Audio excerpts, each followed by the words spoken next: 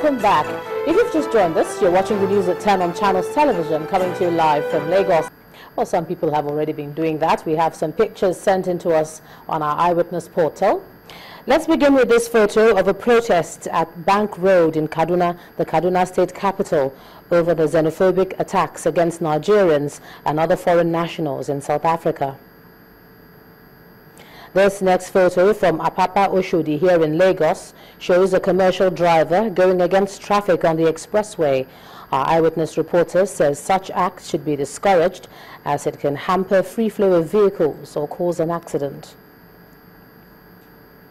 And the next one shows a group of people whom our Eyewitness reporter says are members of the Nigeria Labour Congress Oyo State chapter during their election at the stadium in Mokola, Ibadan, the state capital. And from Umahia, the Abia state capital, comes this photo of a heap of refuse in front of a residential building. The residents are appealing to the relevant authorities to help them clear the area. Finally is this picture of people whom our Eyewitness reporter says are passengers of Arik Airline stranded in Abuja. Our Eyewitness reporter says Arik counters were not open because of a lingering issue with FAN. Well, thank you so much for sending in all your pictures, and do remember to keep them coming. Let's move on now. A federal high court in Abuja today set aside all actions and activities of the impeached former Speaker of the Ekiti State House of Assembly, Adewale Omiri, and the All Progressives Congress lawmakers from November 21st, 2014 till date. That includes the purported commencement of impeachment proceedings and allegations of misconduct against the state governor, Ayodele Fayose, and his deputy. Justice Chukwu gave the ruling on an ex parte application in a suit filed by the Speaker of the State House of Assembly and 6 other People's Democratic Party lawmakers. The judge also granted plaintiffs in the suit leave to serve the originating summons on the defendants through newspaper advertisements. Hearing on the motion and notice has been adjourned till May the 13th. Now, a 7-man panel has been inaugurated by the Ondo State Chief Judge to look into the allegations of gross misconduct leveled against the Deputy Governor, Mr. Ali Olanuse. The panel, which has as its chairman Mr. Olatunji Adeniran, was set up by Justice Olaseyinde Kumiyi on Wednesday following a directive from the State House of Assembly. The House had earlier served an impeachment notice on Mr. Olanuse following allegations of misconduct. The lawmakers hinged their decision to impeach Mr. Olanuse over charges including financial misappropriation and allegedly causing political disaffection in the cabinet. 20 out of the 26 lawmakers signed the impeachment notice. Now we're staying with some politics. The All Progressives Grand Alliance in Abia State says it's prepared for the governorship rerun to be conducted in 9 local government areas this Saturday. Although the party is still contesting the decision of the state returning officer on the cancellation of results in 3 local government areas, the party is optimistic that it will win the supplementary poll convincingly.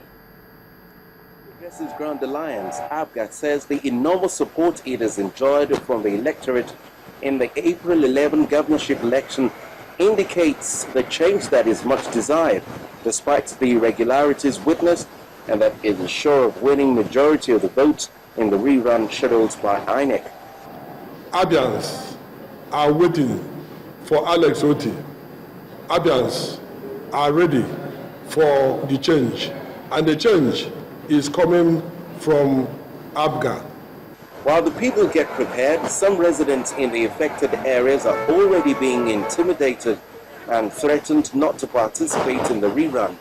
For instance, in Abba and Osisioma, residents woke up on Thursday to find empty caskets strategically placed on roads with threatening inscriptions. When I came out this morning, I saw this corpse, or this casket here. To my utmost surprise, I said, what is happening? It is an abomination to be placing casket on all the junction in Amba with an inscription written, whoever votes for Oti, that he should be killed. Nobody can vote for Oti. It's campaign. Well, not everybody campaign with an issue, not threatening. So that's why I burned that thing. That's why I burned that gasket. Going by the alleged intimidation on its supporters, the party fears that the irregularities witnessed in the April 11 election may be repeated and demands a level playing ground for electoral officials and security agencies. We have had and gathered intelligently that most of the law enforcement agents are holding secret meetings where a senior law enforcement agent was telling the PDP that he is ready, they are ready to return them to power. You don't be distracted, Abians. Be focused. What you need to do is the needful. Saturday, take your PVC, go to your polling unit, cast your votes. That's all we're required to do, and your votes will count. Over 173,000 registered voters are expected to participate in 299 polling units to determine the winner in a poll that has so far been keenly contested between the All Progressives Grand Alliance and the People's Democratic Party. Supplementary elections will hold in 3 states almost 2 weeks after they were first conducted in most states across the nation. Taraba, Imo and Abia states will seek to conclude the exercise for the governorship and House of Assembly elections. One state stands out amidst all these, and that is Imo State, because about this time 4 years ago, a similar situation occurred where elections were declared inconclusive. On our big story tonight, we'll take a look at the intrigue in the exercise, the role of the gladiators, and circumstances surrounding Saturday's contest.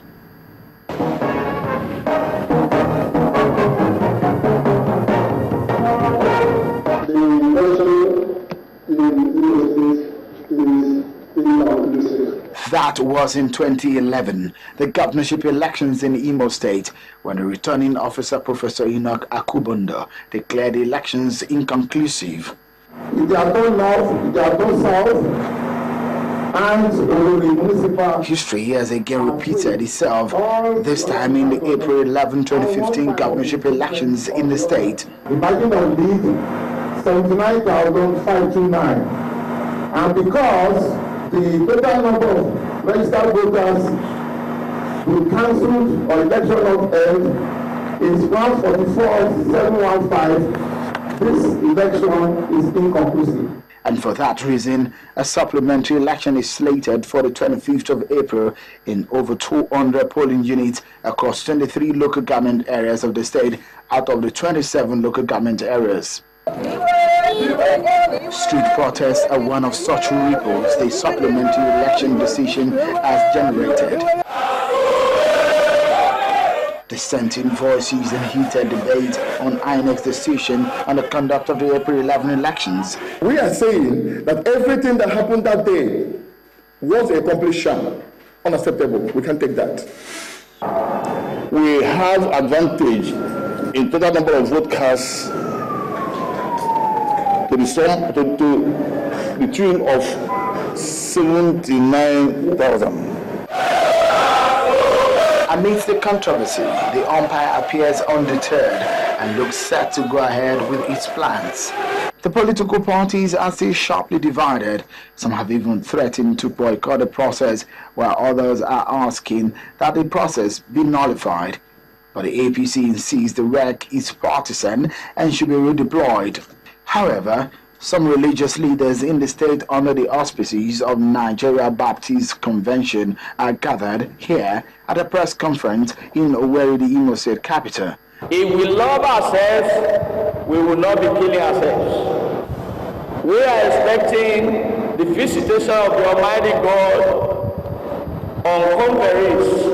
This human rights activist says things went bad in the election process because of the bad behaviors of the politicians. It's really unfortunate.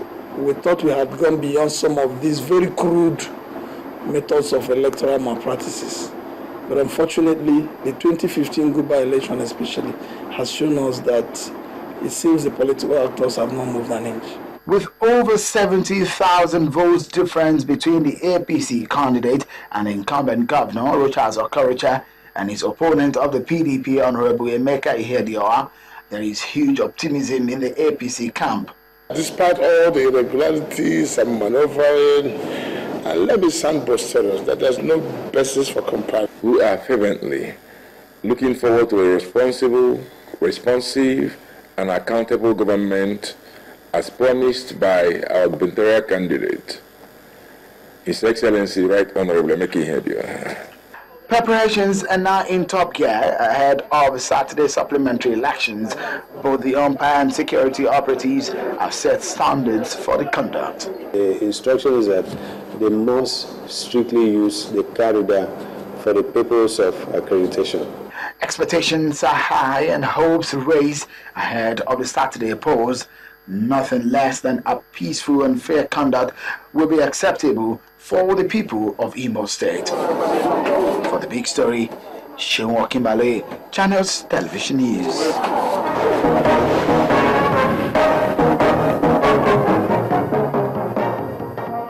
The Socio-Economic Rights and Accountability Project has requested the prosecutor of the International Criminal Court, Mrs. Fatou Bensouda, to investigate allegations of hate speech by the Zulu king, Goodwill Zwelithini, which has resulted in killing, violence and discrimination against Nigerians and other African citizens living in South Africa.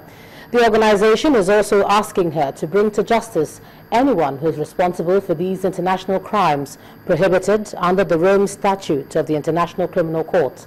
SERAP says it considers the use of speech by the Zulu king to promote hatred and or incite violence against non-nationals, particularly in the media, as a clear violation of the provisions of the Rome Statute of the International Criminal Court. The organization argues that the statement by the Zulu king amounts to a harmful form of expression which incites or otherwise promotes hatred, discrimination, violence, and intolerance.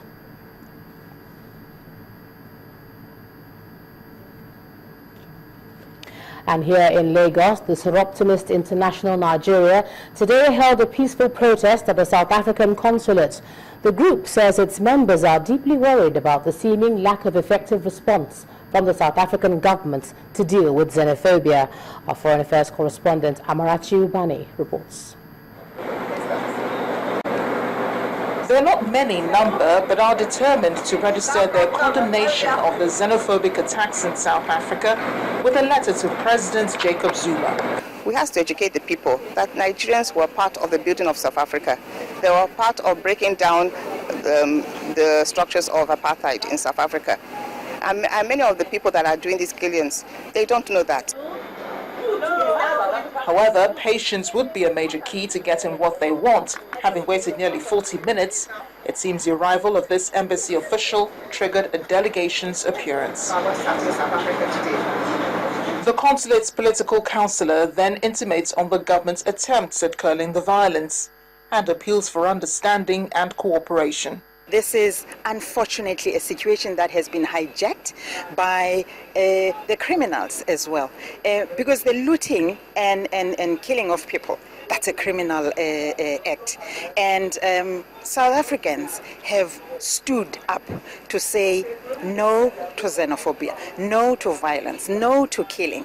And as you would have seen, even churches were on the streets on Sunday to preach to preach peace and to preach harmony between communities in South Africa. South Africans fear reprisal attacks in countries whose nationals have been affected by the violence, but says shutting the consulate in Lagos was more of an administrative decision to protect even the Nigerians among them. For now, reports that security has improved in some areas in South Africa have begun trickling in, but the country will need stronger measures to prevent a recurrence of these attacks. Amarachi Ubani, Channels Television News.